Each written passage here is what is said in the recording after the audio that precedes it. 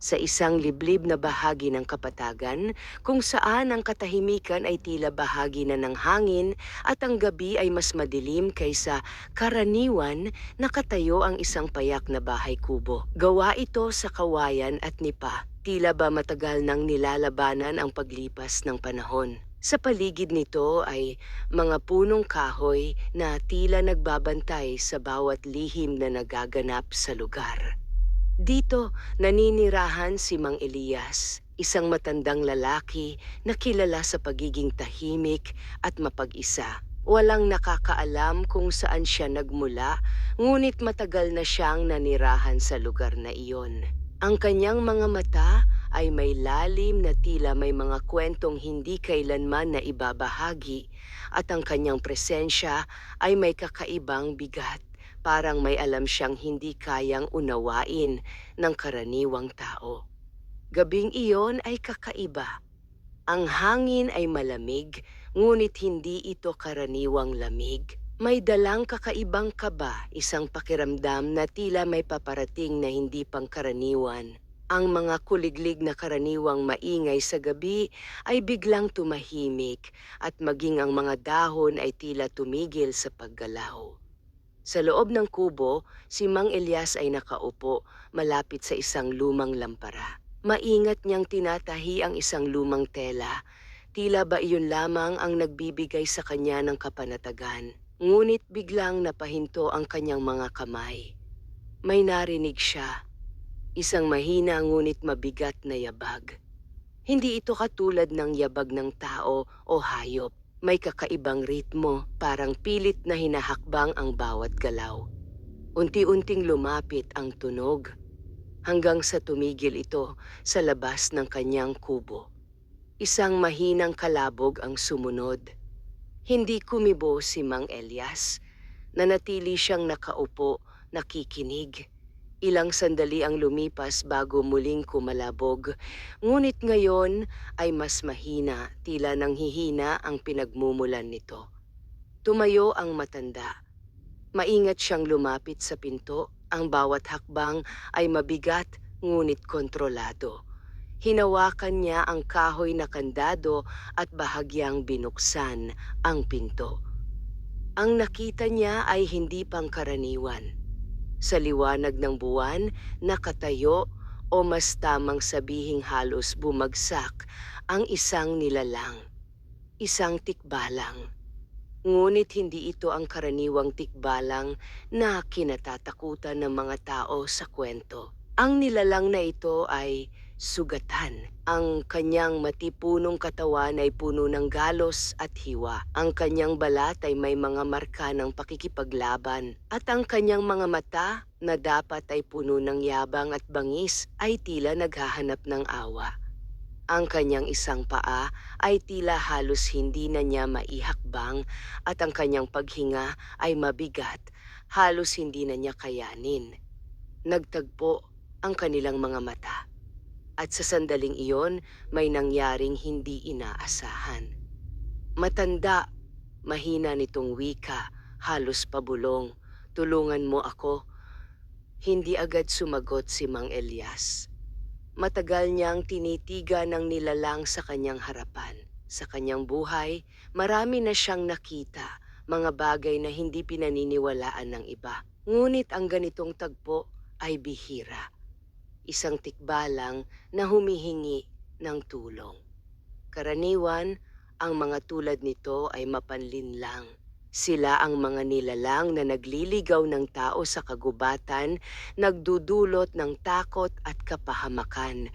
Ngunit ang nasa harapan niya ngayon ay iba. Hindi ito nananakot. Ito ay nanghihingi. Muling nagsalita ang tikbalang, mas mahina kaysa kanina. Kung hindi mo ako tutulungan, mamamatay ako. Isang mahabang katahimikan ang bumalot sa kanilang dalawa.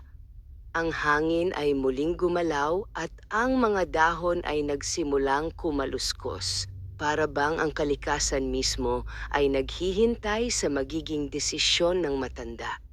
Sa wakas, huminga ng malalim si Mang Elias. Binuksan niya ng tuluyan ang pinto. "Pumasok ka." Bahagyang nagulat ang tikbalang. Marahil ay hindi nito inaasahan ang ganoong sagot, ngunit wala na rin itong lakas upang magtanong pa. Dahan-dahan itong pumasok sa kubo, ang bawat hakbang ay may kasamang hirap. Halos bumigay ang kanyang katawan sa pagod at sakit. Agad namang kumilos si Mang Elias. Kinuha niya ang isang lumang banig at inilatag ito sa sahig. Tinulungan niyang maupo at kalaunan ay mahiga ang tikbalang. Sa malapitan, mas malinaw ang kalagayan ng nilalang. May malalim na sugat sa kanyang tagiliran, tila ba tinamaan ng matalim na sandata. May mga paso rin ang kanyang balat na hindi pangkaraniwan para sa isang nilalang na tulad niya. "Hindi ito gawa ng tao," mahinang sabi ni Mang Elias habang sinusuri ang sugat. Hindi sumagot ang tikbalang. Ngunit sa kanyang mga mata may bakas ng takot. Isang bagay na bihirang makita sa isang tulad niya. Kumuha ang matanda ng isang lumang sisidlan na may lamang mga halamang gamot. Maingat niyang nilinis ang sugat ng tikbalang kahit pa bahagyang napaungol ito sa sakit. "Kung gusto mong mabuhay," sabi ng matanda, "kailangan mong magtiis." Bahagyang tumango ang tikbalang. Habang ginagamot niya ang nilalang, napansin ni Mang Elias ang isang kakaibang marka sa balat nito. Isang simbolo, tila inukit, na hindi niya agad nakilala. Ngunit may kakaibang pakiramdam siyang dulot nito, parang may babala. "O sino ang gumawa nito sa'yo?" tanong niya. Nanahimik ang tikbalang. Ilang sandali ang lumipas bago ito sumagot. "Hindi sila tao," napahinto si Mang Elias. "Kung ganoon, ano sila?" Muling tumahimik ang tikbalang. At sa pagkakataong iyon, tila mas pinili nitong itago ang katotohanan. Sa labas ng kubo, muling lumakas ang hangin. At sa kailaliman ng kagubatan, may mga matang nagmamasid. Hindi nag-iisa ang sugatang tikbalang. At ang pagtulong ni Mang Elias ay maaaring magdala ng panganib, hindi lamang sa kanyang sarili, kundi sa lahat ng malapit sa kanya. Ngunit hindi na niya ito iniisip. Sa gabing iyon, pinili niyang tumulong. At ang desisyong iyon ang magbabago sa kanyang tahimik na buhay magpakailanman. Nagpatuloy ang gabi sa kubo ni Mang Elias na tila ba mas mabigat kaysa dati. Ang apoy mula sa lumang lampara ay marahang sumasayaw, nagbibigay ng kakaunting liwanag sa loob ng tahanan. Sa gitna ng sahig nakahiga ang sugatang tikbalang, mahina ngunit buhay. Tahimik na nagtatrabaho ang matanda. Pinaghalo niya ang ilang halamang gamot, dinikdik ang mga ito sa isang maliit na batong lusungan at saka inilapat sa sugat ng nilalang. Sa bawat pagdampi ng gamot, bahagyang napapangiwi ang tikbalang, ngunit pinipilit nitong huwag umungol. "Matibay ka," sabi ni Mang Elias, hindi inaalis ang tingin sa kanyang ginagawa. "Kinakailangan," mahinang tugon ng tikbalang. May kakaibang tono ang boses nito, hindi na tulad ng unang pagdating nito na puno ng paghihirap. Ngayon ay may bahid na ito ng pag-iingat, tila ba pinipili ang bawat salitang lalabas sa kanyang bibig. Lumipas ang ilang sandali sa katahimikan, ngunit hindi mapakali ang matanda. Ang marka na kanyang nakita kanina ay patuloy na bumabagabag sa kanyang isipan. "Ang sugat mo," saad niya, "hindi ito pangkaraniwan. At ang marka na iyon," bahagya siyang huminto, "hindi ko pa ito nakita kailanman."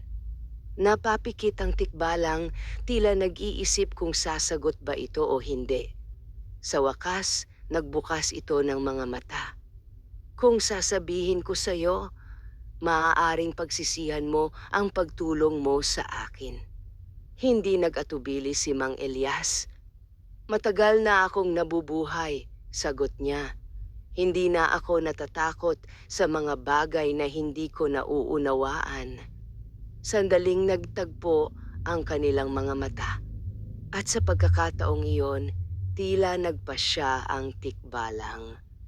May mga tulad namin, panimula nito, na hindi sumusunod sa likas na kaayusan ng aming uri. Hindi agad nagsalita ang matanda, ngunit ang kanyang mga mata ay nanatiling nakatuon sa nilalang. May mga tikbalang na pinili ang kapangyarihan kaysa sa balanse. Dugtong nito, sila ang tinatawag naming mga tagapagdala ng anino. Bahagyang kumunot ang noo ni Mang Elias. Tagapagdala ng anino. Tumango ang tikbalang. Hindi sila tulad ng karaniwang tikbalang, mas malakas sila, mas malupit, at hindi sila nagdadalawang isip na sirain kahit ang sarili nilang kauri. Dahan-dahang tumingala ang matanda, tila inaalala ang mga lumang kwento na minsan na niyang narinig. Kung ganoon, sabi niya, sila ang may gawa ng sugat mo. Hindi lang sugat, mahina nitong tugon. Babala. Muling napatingin si Mang Elias sa marka sa katawan ng tikbalang. Ngayon, mas malinaw na niya itong nakikita.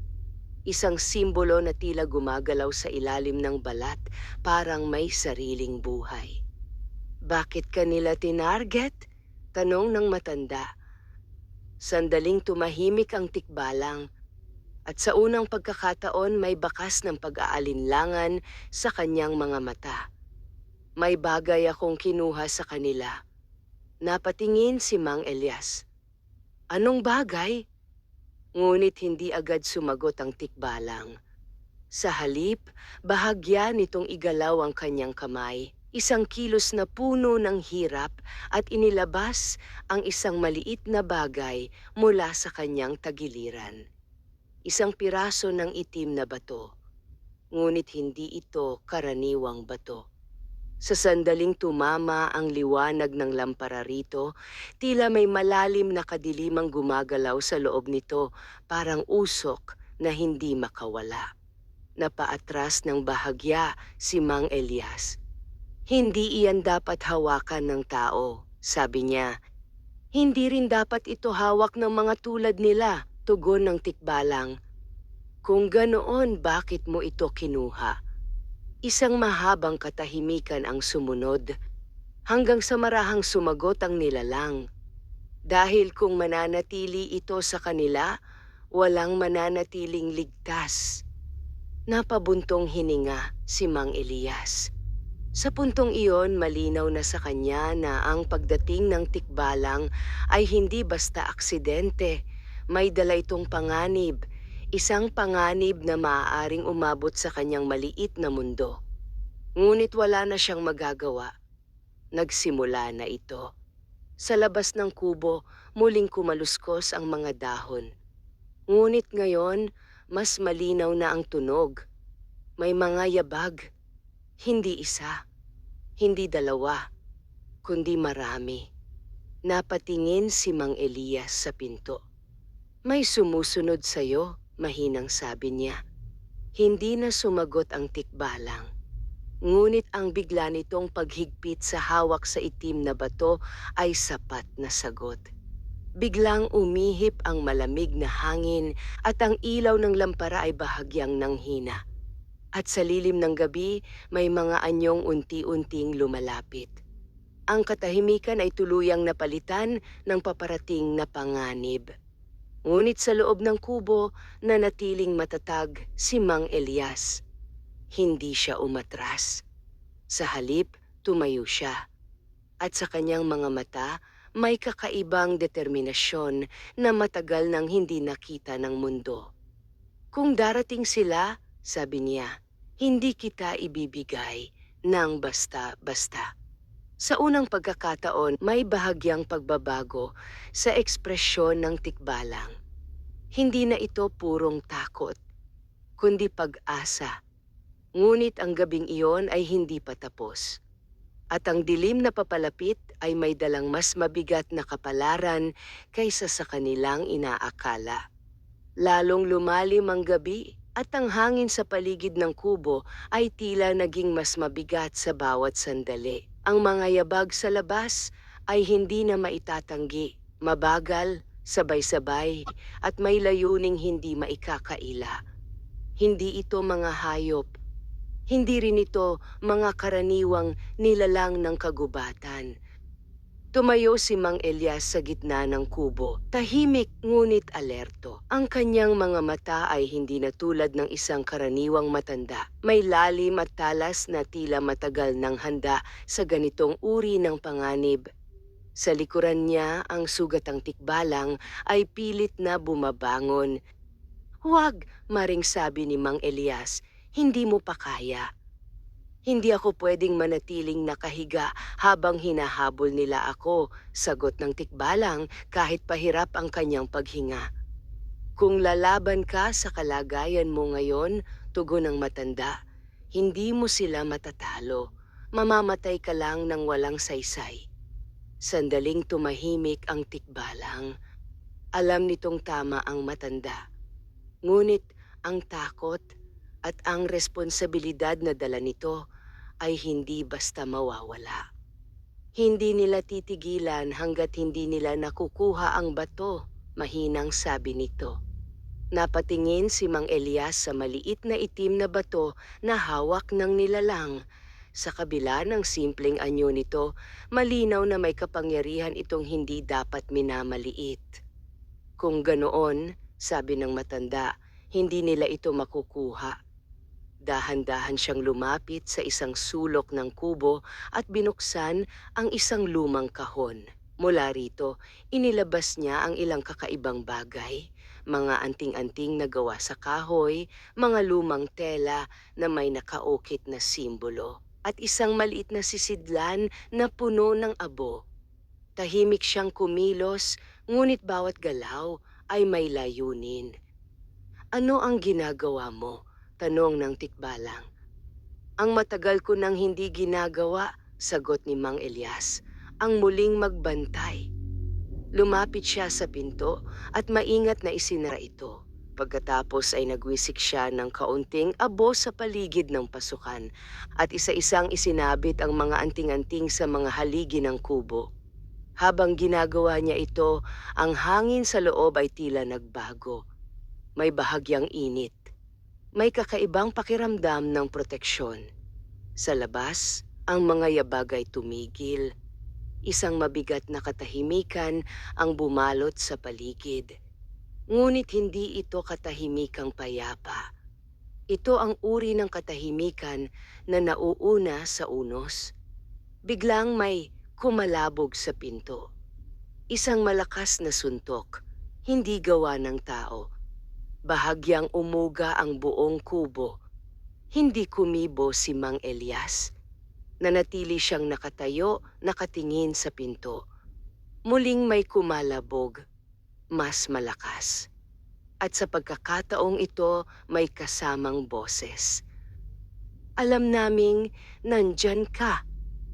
Ang tinig ay malamig, mababa, at tila may halong galit na pinipigilan lamang. Napahigpit ang hawak ng tikbalang sa itim na bato. "Isa sila," bulong nito. Hindi sumagot si Mang Elias. "Ilabas mo ang dala mo," muli nilang sigaw mula sa labas. "At iiwan ka naming buhay." Isang maikling katahimikan ang sumunod. Pagkatapos ay dahan-dahang nagsalita si Mang Elias, sapat lamang para marinig sa loob. "Hindi ako nakikipag-usap sa mga anino." Sa labas biglang lumakas ang hangin. Ang mga dahon ay nagwala at ang mga punong kahoy ay tila yumuko sa lakas ng paparating na puwersa. "Kung ganoon," tugon ng boses, "pipilitin ka naming sumunod." Sa isang iglap, isang malakas na puwersa ang tumama sa pinto. Ngunit sa halip na mabasag, ito ay tila tinanggihan ng isang hindi nakikitang harang. Umaling-awngaw ang tunog sa buong paligid at ang kubo ay nanatiling nakatayo. Napakunot ang noo ng tikbalang. May proteksyon ang kubo mo. Matagal na, sagot ni Mang Elias. Ngunit hindi ito permanente. Sa labas, nagsimulang umikot ang malamig na hangin at ang dilim ay tila lalong kumapal. Sa pagitan ng mga puno, may mga anyong unti-unting lumilitaw. Mga tikbalang. Ngunit hindi sila tulad ng sugatang nilalang sa loob. Mas malalaki, mas madilim, at ang kanilang mga mata ay kumikislap sa kakaibang liwanag, hindi buhay kundi galit. 3, hindi 5. Unti-unti pa silang dumarami. Sa loob ng kubo, ramdam na ang bigat ng kanilang presensya. Hindi ito basta paghahabol, sabi ni Mang Elias. May nais silang siguraduhin na walang makakapigil sa kanila, tugon ng tikbalang. Muling lumakas ang pag-atake sa kubo. Ang mga anting-anting ay nagsimulang kumalansing at ang abo sa sahig ay tila bahagyang gumagalaw, parang lumalaban sa puwersang nasa labas. Ngunit alam ng matanda, hindi ito magtatagal. Makinig ka sa akin, biglang sabi ni Mang Elias, humarap sa tikbalang. Kung masisira ang harang, hindi ko sila kayang labanan ng matagal. Tapos, may daan palabas sa likod ng kubo, sabi niya. Kapag sinabi ko tatakbo ka, huwag kang lilingon. Napailing ang tikbalang. Hindi kita iiwan.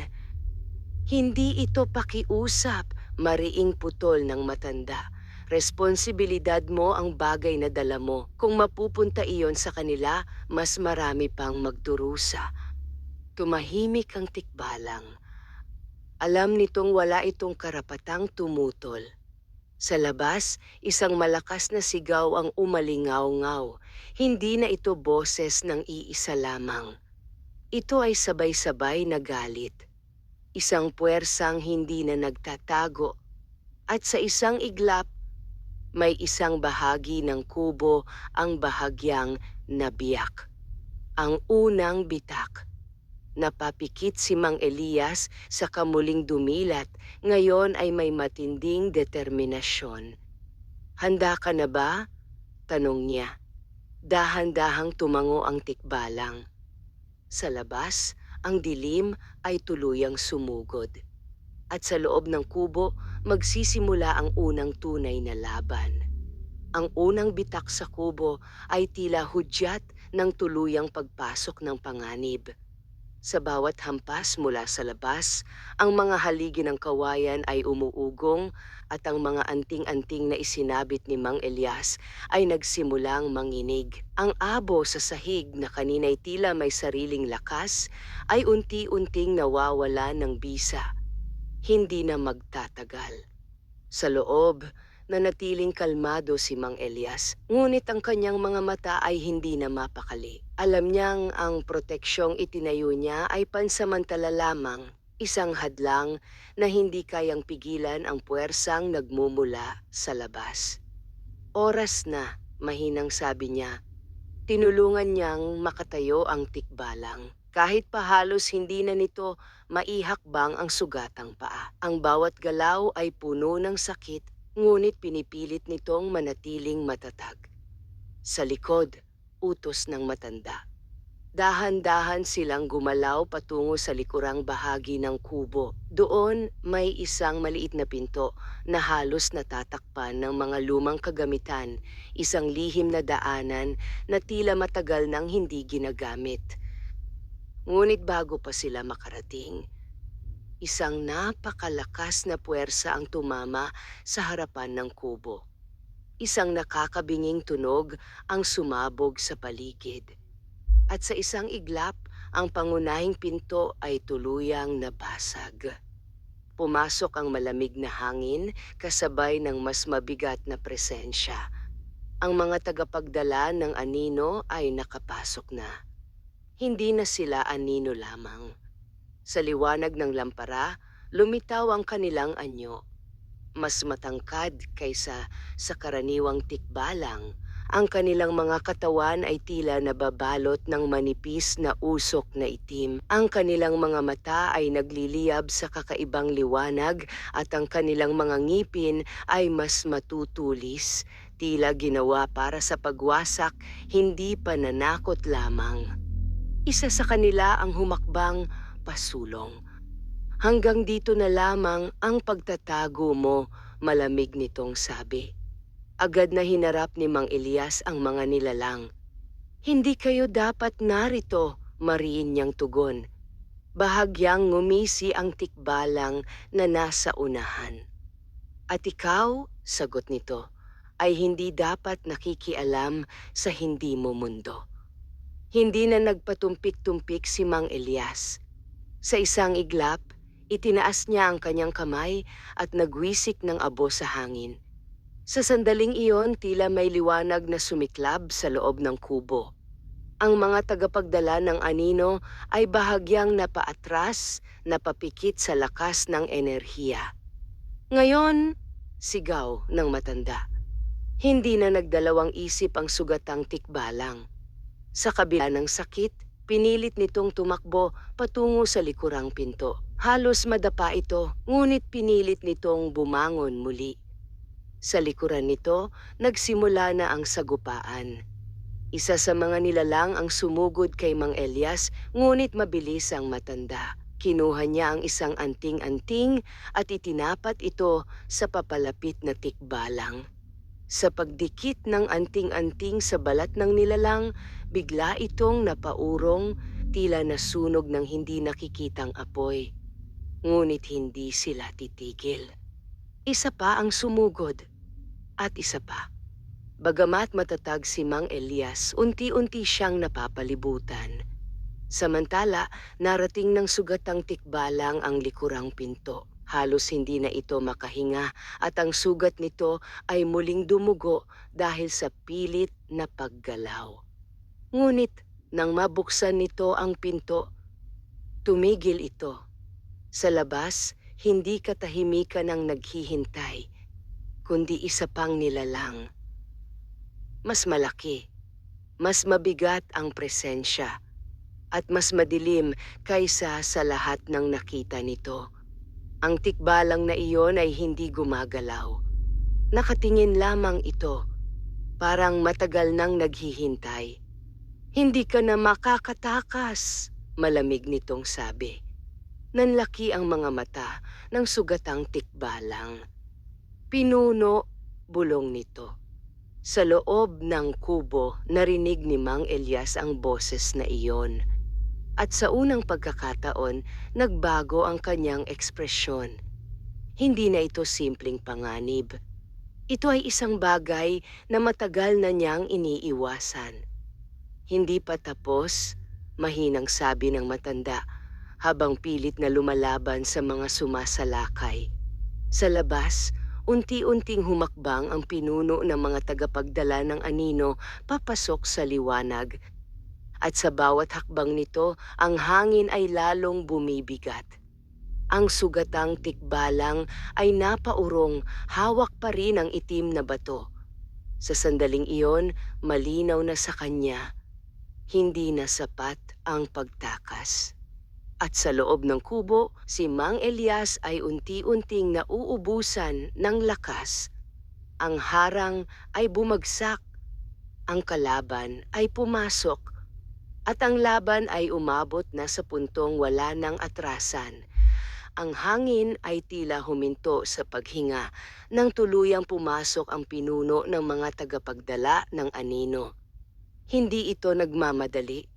Sa bawat hakbang nito, ang sahig ng kubo ay bahagyang umuuga, tila ba hindi nito kayang dalhin ang bigat ng presensya ng nilalang.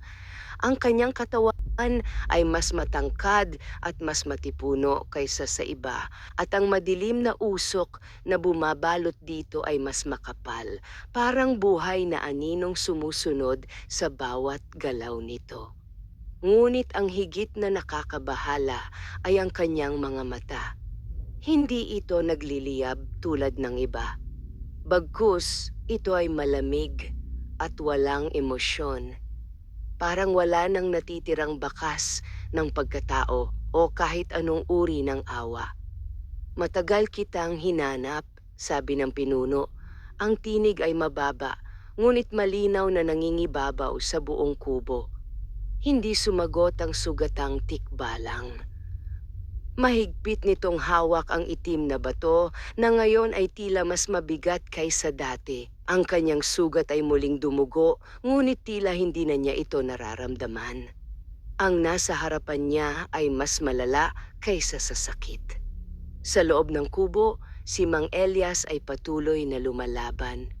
Dalawa sa mga tagapagdala ng anino ang kanyang napaurong gamit ang natitirang anting-anting, ngunit ramdam na niya ang pagkapagod. Ang kanyang paghinga ay bumigat at ang kanyang mga kamay ay bahagyang nanginginig.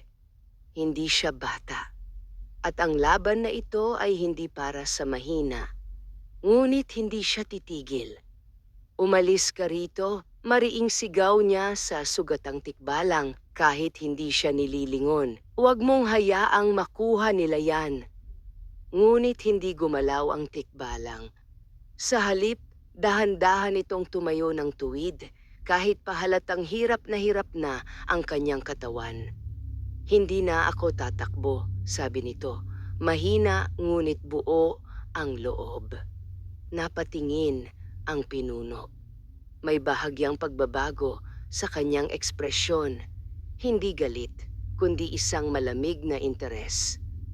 Sa wakas, sabi nito, naalala mo na ang lugar mo. Hindi ako bumalik para sumunod, sagot ng sugatang tikbalang. Bumalik ako para pigilan ka. Sa isang iglap, ang hangin sa loob ng kubo ay lalong bumigat. Ang iba pang mga tagapagdala ng anino ay tumigil, tila naghihintay sa susunod na mangyayari. Nagtagpo ang mga mata ng dalawang tikbalang. At sa sandaling iyon, malinaw na may malalim na ugnayan sa pagitan nila. Pinagtaksilan mo kami, malamig na sabi ng pinuno. Pinili ko kung ano ang tama, tugon ng sugatang tikbalang. Ang tama, bahagyang ngumisi ang pinuno. Ang tama ay ang lakas, at ang lakas ay nasa amin. Dahan-dahan ito lumapit. Sa bawat hakbang nito, ang mga anting-anting sa kubo ay isa-isang nawawala ng bisa. Ang ilaw ng lampara ay kumikislap, tila ba malapit ng mamatay. Ang batong hawak mo, dugtong nito, ay hindi para sa mga mahihina. Mas humigpit ang hawak ng sugatang tikbalang. Kung mapupunta ito sa'yo, sabi nito, hindi natitigil ang dilim. Biglang sumugod ang pinuno. Napakabilis ng galaw nito, higit pa sa inaasahan ng kahit sino. Ngunit sa huling sandali, naiharang ng sugatang tikbalang ang kanyang sarili. Tumama ang suntok ng pinuno sa kanyang balikat at sa lakas nito ay napaluhod siya sa sahig. Umalingaw-ngaw ang tunog ng impact. Mahina ka, bulong ng pinuno habang nakatingin pababa sa kanya. Bago pa ito makadagdag ng atake. Hindi pa siya tapos. Mula sa gilid, sumugod si Mang Elias. Sa kanyang kamay ay hawak niya ang isang lumang anting-anting na hindi niya pa ginagamit. Itinapat niya ito sa pinuno at sa isang iglap may liwanag na sumabog mula rito. Sa pagkakataong iyon, napaatras ang pinuno. Hindi dahil sa takot, kundi sa pagkagulat. Napansin nito ang anting-anting. Hindi maaaring, mahinang sabi nito. Habang hinihingal, tumayo si Mang Elias sa tabi ng sugatang tikbalang. Hindi mo ako kilala, sabi ng matanda, at mas mabuti na ganoon. Ngunit sa mga mata ng pinuno, may kakaibang pagkilala na unti-unting lumilitaw. Hindi, bulong nito. ikaw ay, hindi nito natapos ang sasabihin. Dahil sa sandaling iyon, ang itim na bato ay biglang nagliwanag. Hindi ito liwanag na maliwanag, kundi liwanag na tila sumisipsip ng lahat ng nasa paligid. Napatingin ang lahat. Ang sugatang tikbalang ay napapikit, tila hindi makontrol ang nangyayari. Hindi pa ito handa, sabi nito, pilit. Ngunit huli na, ang kapangyarihan ng bato ay nagsimulang gumalaw. At sa loob ng kubo, ang hangganan ng liwanag at dilim ay tuluyang nagbanggaan. Sa gitna ng kubo, ang itim na bato ay nagliyab ng kakaibang enerhiya. Hindi ito liwanag na nagbibigay linaw, kundi isang uri ng kadilimang kumikislap. Tila ba nilalamon nito ang mismong hangin sa paligid. Ang sahig ay bahagyang nanginig. Ang mga anting-anting ni Mang Elias ay sabay-sabay na kumalansing at ang apoy ng lampara ay halos mamatay. "Bitawan mo yan!" sigaw ng matanda. Ngunit huli na.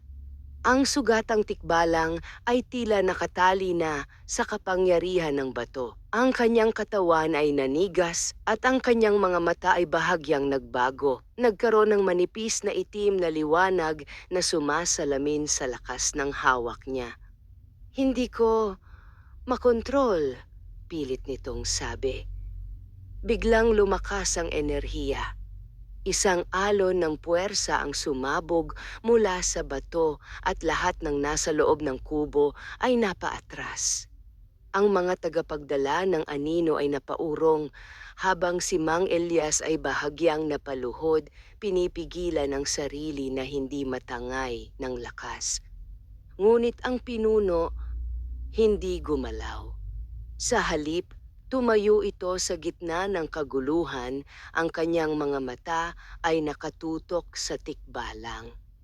At narito na nga, malamig nitong sabi, ang tunay na anyo ng kapangyarihan. Ang usok na bumabalot sa kanya ay tila lumalakas, parang tumutugon sa enerhiyang lumalabas mula sa bato. Hindi mo naiintindihan ang hawak mo, dugtong nito. Mas lalong hindi ikaw ang dapat magkaroon nito. Sa isang iglap, sumugod muli ang pinuno. Ngunit sa pagkakataong ito, hindi siya ang mas mabilis. Biglang umangat ang katawan ng sugatang tikbalang na tila tinutulak ng puwersang hindi niya kontrolado. Itinaas nito ang kanyang kamay at bago pa makalapit ang pinuno, isang alon ng madilim na enerhiya ang bumangga rito. Umaling-awngaw ang tunog ng banggaan. Sa unang pagkakataon, napaatras ang pinuno ng higit sa inaasahan. Napahinto ang lahat. Ang iba pang mga tagapagdala ng anino ay tila nag-alinlangan. Ang sugatang tikbalang, kahit hindi sinasadya, ay nakapigil sa kanilang pinuno. Ngunit kapalit nito, lalong lumala ang kanyang kalagayan. Ang kanyang katawan ay nagsimulang manginig at ang sugat niya ay tila mas lalong lumalim, parang hinihigop ng bato ang natitira niyang lakas. "Hindi ganito," bulong niya. Agad na kumilos si Mang Elias. Lumapit siya at hinawakan ng balikat ng tikbalang. "Makinig ka sa akin," mariin niyang sabi. "Hindi mo kailangang labanan ito mag-isa." "Hindi ko mapigilan." "Kung ganoon," tugon ng matanda, "huwag mong kontrolin, gabayan mo." Napapikit ang tikbalang. Sa gitna ng kaguluhan, sinubukan nitong sundin ang sinabi ng matanda. Huminga ito ng malalim. At sa unang pagkakataon mula nang magliyab ang bato, bahagyang bumagal ang enerhiya. Ngunit napansin ito ng pinuno. At sa kanyang mga mata may bahid ng galit na hindi na niya itinago. "Hindi!" sigaw nito. Sa isang iglap, Sumabog ang kanyang sariling kapangyarihan. Ang madilim na usok na bumabalot sa kanya ay naging mas makapal at ang kanyang anyo ay tila mas lalong naging halimaw kaysa dati. Ang kapangyarihang iyan ay para sa amin, sigaw niya. Sumugod siya muli. Mas mabilis, mas mabangis, at sa pagkakataong ito, walang pag-aatubili. Sa loob ng kubo, muling nagbanggaan ang dalawang puwersa. Ang madilim na enerhiya mula sa bato at ang aninong kapangyarihan ng pinuno. Ang hangin ay tila napunit sa lakas ng banggaan. Ang mga dingding ng kubo ay nagsimulang mag-crack at ang bubong ay bahagyang bumigay. Hindi na kayang tumagal ng lugar ang ganitong labanan. Mang Elias, sigaw ng tikbalang, hindi kakayanin ng kubo. Alam ko, sagot ng matanda. Mabilis siyang nag-isip. Sa ganitong lakas ng kapangyarihan, malinaw na isang bagay lamang ang maaaring mangyari. Wasak ang lahat kung hindi ito mapipigilan. Makinig ka, sigaw niya sa tikbalang. Kung hindi mo mapipigilan ang bato, kailangan natin itong ilayo rito. Hindi ko kaya. Kailangan mong kayanin. Sa sandaling iyon, ang pinuno ay halos makalapit na. At sa kanyang mga mata, wala nang natitirang pag-aalinlangan. Ito ay magiging wakas. Ngunit sa huling sandali, sumigaw ang tikbalang. At sa isang iglap, ang enerhiya ng bato ay muling sumabog. Ngunit sa pagkakataong ito, hindi ito sumalakay, kundi nagbukas. Isang puwersang tila humatak sa kanilang lahat. Ang sahig ay tila naglaho, ang hangin ay napunit, at sa loob ng isang kisap mata, ang lahat ay nilamon ng kadiliman. Pagmulat ng kanilang mga mata, wala na sila sa kubo, at ang tunay na laban ay magsisimula pa lamang. Pagmulat ng kanilang mga mata, ang una nilang napansin ay ang katahimikan. Hindi ito karaniwang katahimikan ng gabi. Ito ay isang uri ng katahimikan na tila walang hanggan, parang wala ni hangin, ni tunog, ni buhay. Dahan-dahang bumangon ang sugatang tikbalang. Ang kanyang katawan ay mabigat pa rin, ngunit ang sakit ay tila napalitan ng kakaibang pakiramdam. Parang ang bawat galaw niya ay hindi ganap na kanya. Nasaan tayo? Mahina niyang bulong. Sa kanyang tabi, si Mang Elias ay unti-unting tumayo. Sinuri niya ang paligid, ang kanyang mga mata ay seryoso, ngunit may halong pagkabahala. Ang lugar na kanilang kinaroroonan ay hindi kagubatan, hindi ring kapatagan. Isa itong malawak na espasyo na tila walang katapusan. Ang lupa ay kulay abo, bitak-bitak, at ang langit ay walang buwan, walang bituin. Sa halip, may mga manipis na ulap na gumagalaw ng pabaliktad, tila sinusunod ang ibang batas ng kalikasan. At sa malayo, may mga anyo. Hindi malinaw, ngunit naroon. Nagmamasid. Hindi ito ang mundo natin, sabi ni Mang Elias, mariin. Alam ko, tugon ng tikbalang. Ito ang lugar pinanggalingan ng bato. Napatingin ang matanda. Kung ganoon, dinala tayo nito rito. Tumango ang tikbalang. Ang batong iyon ay hindi lang sandata. Isa itong susi. Tahimik na nag-isip si Mang Elias. Kung ang bato ay susi, ibig sabihin ang lugar na ito ay may pintuan. At kung may pintuan, may nakakulong. Biglang may narinig silang yapak. Hindi na ito tulad ng mga yapak kanina sa kagubatan. Ito ay mas mabagal, mas mabigat, at mas malinaw. Mula sa dilim, unti-unting lumitaw ang mga tagapagdala ng anino. kasama ang kanilang pinuno.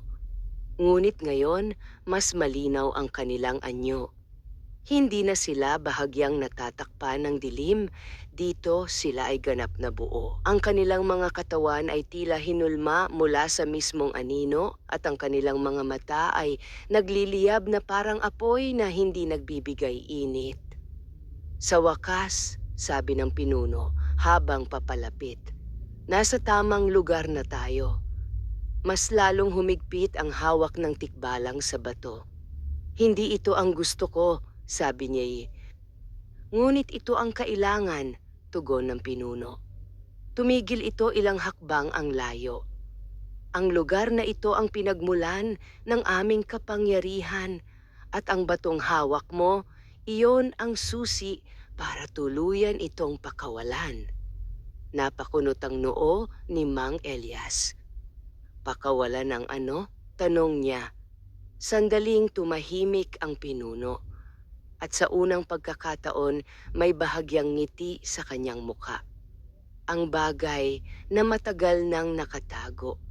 Biglang umalingaw-ngaw ang isang malalim na ugong mula sa ilalim ng lupa. Ang buong lugar ay bahagyang nanginig. At sa malayo, ang lupa ay unti-unting nagbukas. Isang napakalalim na bitak ang lumitaw at mula rito ay umahon ang mas makapal na kadiliman, hindi usok, hindi ulap, kundi isang anyo na tila may sariling buhay. Napaatras si Mang Elias. Hindi ito simpleng kapangyarihan, sabi niya. Hindi, tugon ng tikbalang. Ito ang dahilan kung bakit ko kinuha ang bato. Napatingin ang matanda sa kanya. At kung hindi natin ito mapipigilan, hindi agad sumagot ang tikbalang. Ngunit sa kanyang mga mata, may malinaw na sagot. Walang matitira. Muling lumakas ang ugong. Ang bitak sa lupa ay patuloy na lumalawak at ang kadilimang umaangat mula rito ay tila humihinga, parang isang nilalang na matagal nang naghihintay na makalaya. Hindi na kita pipilitin, sabi ng pinuno habang inaabot ang kamay nito. Ibigay mo ang bato at matatapos ang lahat ng mabilis. Hindi, sagot ng tikbalang. Sa pagkakataong iyon, wala nang pag-aalinlangan sa kanyang tinig. Kung may matatapos man, dugtong niya, ito ay ikaw. Sa isang iglap, muling sumiklab ang enerhiya ng bato. Ngunit sa pagkakataong ito, hindi na ito ligaw. May direksyon na. At sa tabi niya, si Mang Elias ay muling tumayo, handa. Sa harap nila ang pinuno at ang kanyang hukbo. Sa ilalim nila ang puwersang gustong makalaya. At sa pagitan ng lahat ng iyon, ang isang desisyon na magtatakda ng kapalaran ng dalawang mundo.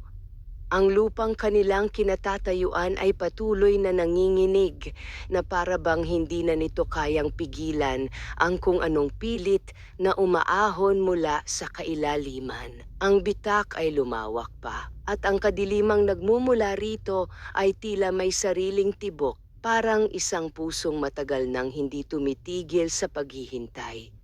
Mahigpit na hawak ng sugatang tikbalang ang itim na bato. Ngunit ngayon, iba na ang pakiramdam. Hindi na ito basta mabigat. Ito ay tila may sariling pulso, sumasabay sa paghinga ng nilalang na nasa ilalim ng lupa. Ramdam mo ba? Mahinang tanong ni Mang Elias. Oo, sagot ng tikbalang. Parang tinatawag niya ako. Hindi ikaw ang tinatawag niyan, maring sagot ng matanda. Ang bato ang gusto niya. Sa harap nila, ang pinuno ng mga tagapagdala ng anino ay nanatiling nakatayo, walang bahid ng pag-aalinlangan. Ang kanyang mga tauhan ay nakapaligid, tila naghihintay lamang ng utos. Hindi mo pa rin naiintindihan, malamig niyang sabi. Hindi mo mapipigilan ang mangyayari. Matagal na itong itinakda. Walang itinakda kung may pipigil, sagot ni Mang Elias. Napatingin ang pinuno sa matanda. At sa pagkakataong iyon, tila mas pinagtuunan niya ito ng pansin. Matagal ka nang dapat nawala, sabi nito. Ngunit narito ka pa rin, nakikialam. Hindi ako nakikialam, tugon ng matanda. Pinipigilan ko lang ang pagkakamali. Ngunit bago pa magpatuloy ang kanilang pag-uusap, isang malakas na ugong ang muling umaling aungaw. Mas malakas, mas malalim. At sa pagkakataong ito, may kasamang boses. Hindi malinaw na salita, ngunit sapat para maramdaman. Isang panawagan, isang utos. Napahawak ang tikbalang sa kanyang ulo. Tumigil ka, pilit niyang sabi, tila may kausap na hindi nakikita. Pinipili ka niya, sabi ng pinuno. Ikaw ang may hawak ng susi. Hindi ko siya papakawalan, sigaw ng tikbalang. Ngunit sa sandaling iyon, ang bato ay biglang nagliwanag, kung liwanag man itong matatawag. Mula sa ibabaw nito, may manipis na hibla ng kadiliman ang lumabas at dahan-dahang umabot pababa sa bitak. Parang isang tulay. Hindi, sigaw ni Mang Elias. Agad siyang kumilos, hinawakan ng kamay ng tikbalang at pilit na inalis ang koneksyon. Ngunit hindi ito basta napuputol. Ang hibla ng kadiliman ay tila nakakabit hindi lamang sa bato, kundi sa mismong kaluluwa ng nilalang na may hawak nito. Biglang sumigaw ang tikbalang. Ang kanyang katawan ay umangat sa hangin at ang kanyang mga mata ay tuluyang napuno ng itim na liwanag. Hindi na siya ang may kontrol, mahinang sabi ng pinuno. Hindi pa, mariing sagot ni Mang Elias. Sa isang iglap, kinuha ng matanda ang natitirang anting-anting sa kanyang leeg, isang bagay na matagal na niyang hindi ginagamit. Ito ay hindi tulad ng iba. Mas luma, mas tahimik, ngunit mas mabigat ang presensya. Kung may natitira pa sa'yo, bulong niya sa tikbalang, lumaban ka. At sa isang matinding galaw, itinapat niya ang anting-anting sa noo ng nilalang. Sa sandaling iyon, isang malakas na puwersa ang sumabog. Hindi ito kadiliman. Hindi rin ito liwanag, kundi isang kakaibang enerhiya na tila galing sa mas malalim na pinagmulan. Napaatras ang lahat. Kahit ang pinuno ay napahinto. Ang hibla ng kadiliman ay bahagyang nanghina at ang tikbalang unti-unting bumaba mula sa pagkakaangat. Ang kanyang mga mata ay kumurap. Sandali. Isa pang sandali. At sa wakas, nagbalik ang kanyang sariling kamalayan. Agad niyang binitawan ng bato. Sa sandaling iyon, naputol ang koneksyon. Ang hibla ng kadiliman ay naglaho. At ang ugong mula sa ilalim ng lupa ay biglang humina. Ngunit hindi ito tuluyang nawala. Sa halip, ito ay nagalit. Ang lupa ay muling nanginig, mas malakas kaysa dati. At mula sa bitak, isang bahagi ng nilalang ang tuluyang lumabas. Hindi ito buong anyo. Isang kamay lamang, ngunit sapat na iyon, napakalaki at nababalot ng purong kadiliman. Sa bawat galaw nito, ang hangin ay tila nasisira. Napaatras si Mang Elias. Hindi natin siya pinigilan, sabi niya. Pinabagal lang. Sa harap nila, ang pinuno ay unti-unting ngumiti. Hindi na kailangan ang buong kapangyarihan, sabi nito. Sapat na ang simula. Sa likod niya, ang kanyang mga tauhan ay muling gumalaw, handang sumalakay. Ngunit sa pagkakataong ito, hindi na lamang sila ang kalaban. Ang nilalang sa ilalim ay nagsisimula ng umangat. At ang mundo sa paligid nila ay unti-unting nawawasak. Huminga ng malalim ang sugatang tikbalang. At sa kabila ng pagod at sakit, muli niyang pinulot ang bato. Hindi pa tapos, sabi niya. Sa kanyang tabi, si Mang Elias ay tumayo muli.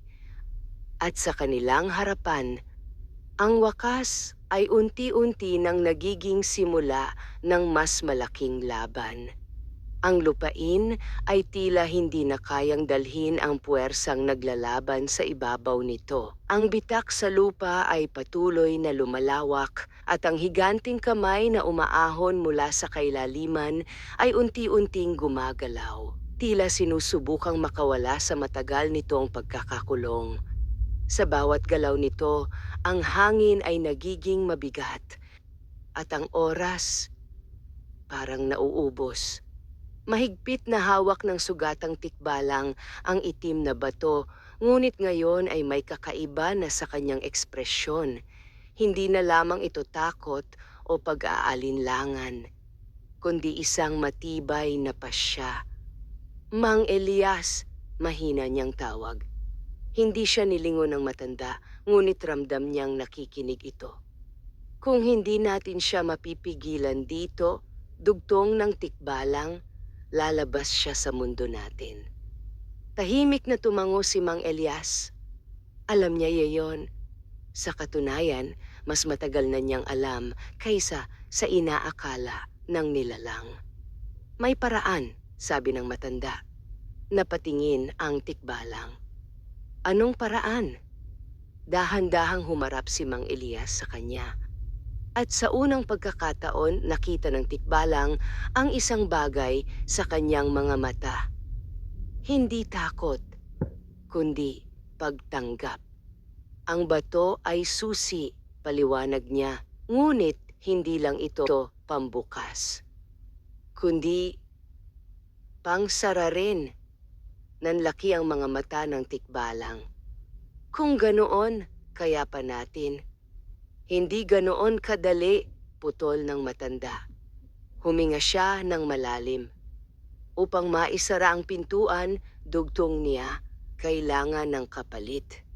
Biglang tumahimik ang paligid kahit papatuloy ang pagyanig ng lupa. Anong kapalit? Tanong ng tikbalang, kahit alam na niya ang sagot. Hindi agad nagsalita si Mang Elias. Ngunit sa kanyang katahimikan, naging malinaw ang lahat. Hindi, agad nasabi ng tikbalang, may iba pang paraan. Wala, maring sagot ng matanda. Matagal ko nang pinag-aralan ang ganitong kapangyarihan. Ang lugar na ito, hindi ito basta mundo. Isa itong kulungan. Napatingin ang tikbalang sa bitak, sa kamay na patuloy na umaahon, sa kadilimang tila buhay. Kung hindi ito maisasara, sabi ni Mang Elias, hindi lang ikaw o ako ang mawawala, pati ang mundong pinanggalingan natin. Muling lumakas ang ugong. Ang kamay ay halos tuluyang makalabas. At sa likuran nila, ang pinuno ng mga tagapagdala ng anino ay nanonood lamang. Hindi na siya nagmamadali. Alam niyang malapit na ang kanyang hinihintay. Hindi kita hahayaan, sabi ng tikbalang, ang kanyang tinig ay puno ng bigat. Ngunit ngumiti si Mang Elias, isang tahimik, payapang ngiti. Hindi mo ako kailangang pigilan, sabi niya. Ito ang dahilan kung bakit ako nandito. Napakunot ang noo ng tikbalang. Hindi ka lang basta matanda, bulong niya. Hindi na mahalaga kung sino ako noon, sagot ni Mang Elias. Ang mahalaga ay kung ano ang gagawin natin ngayon. Dahan-dahan niyang inabot ang itim na bato. Sandaling nag-alinlangan ng tikbalang.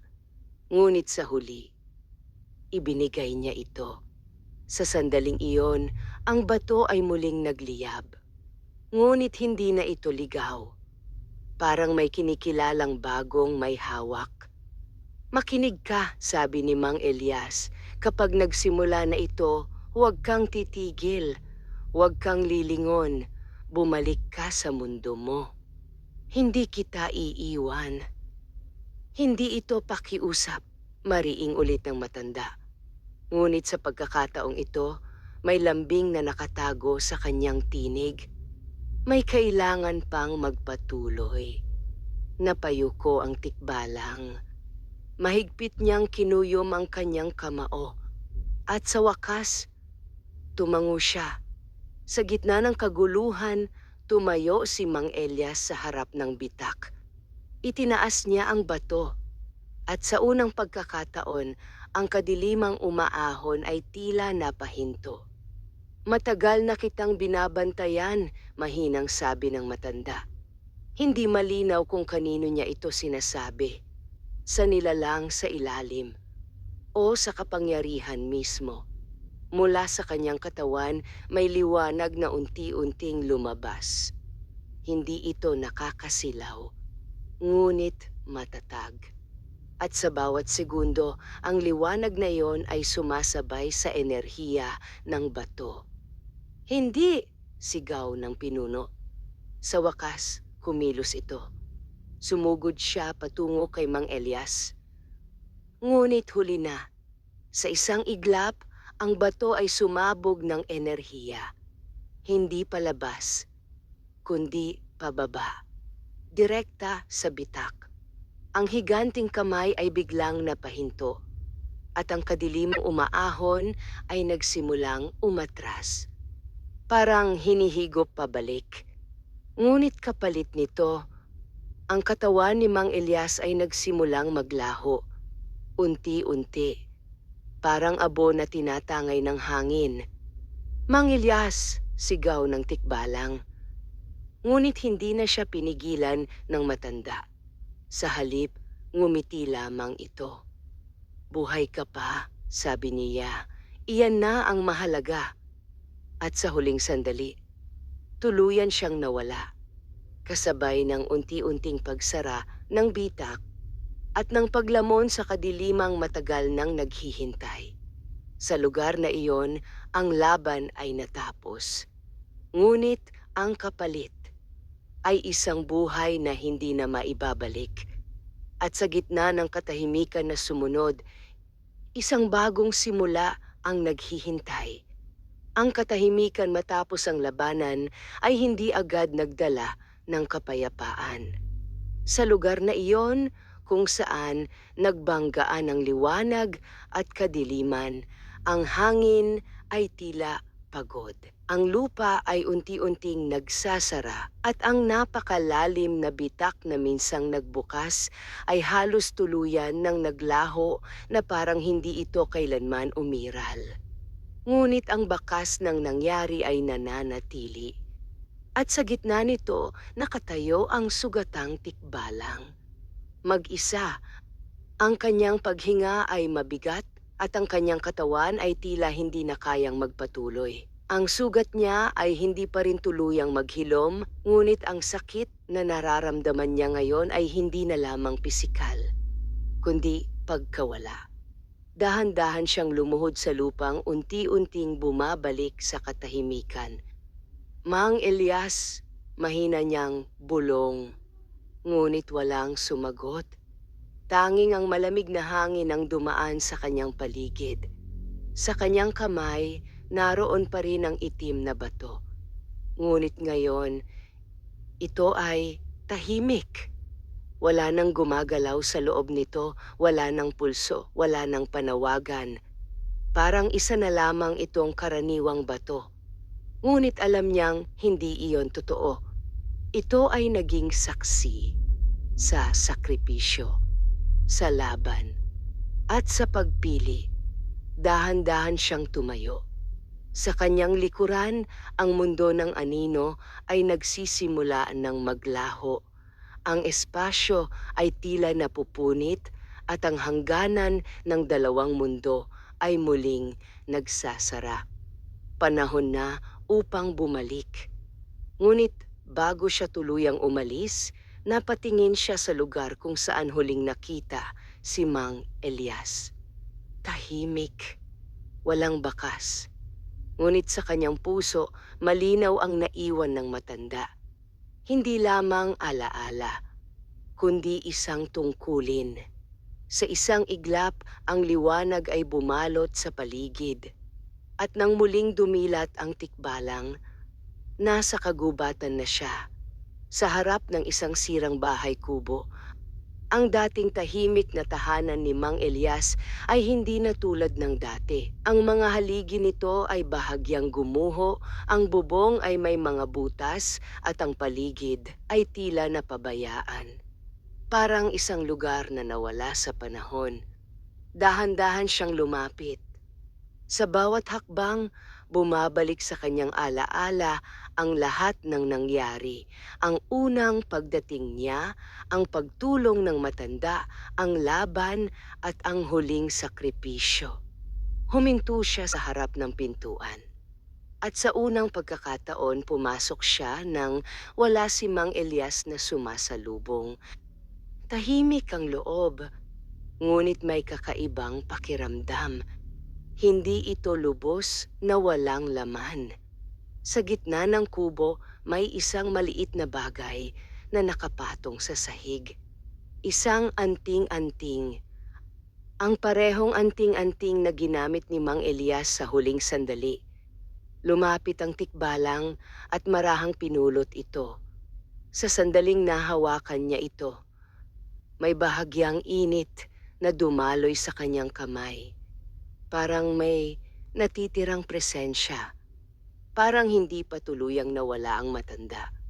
Mahigpit niya itong hinawakan. At hindi ko hahayaan na masayang ang ginawa mo, mahina niyang sabi. Sa labas ng kubo, muling umihip ang hangin. Ngunit ngayon, iba na ang pakiramdam nito. Hindi na ito nagdadala ng babala, kundi ng panibagong simula. Mula sa malayo, may marahang paggalaw sa kagubatan. Hindi malinaw kung ano ito. Ngunit ang tikbalang ay hindi na umatras.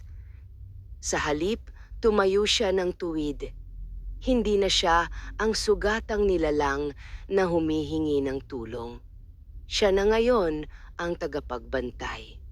At sa kanyang kamay, ang bato at ang anting-anting.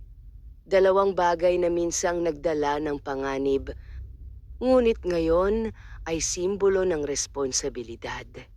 Habang siya ay unti-unting naglakad palabas ng kubo, ang araw ay nagsimulang sumikat sa pagitan ng mga puno. Ang dilim ay umatras, ngunit hindi tuluyang nawala, sapagkat sa bawat liwanag, may aninong nagtatago. At sa bawat anino, may bantay na handang lumaban. Sa katahimikan ng bagong umaga, nagsimula ang isang panibagong kwento. At sa pagkakataong ito, hindi na ito tungkol sa takot, kundi sa pagpili at sa pagpapatuloy.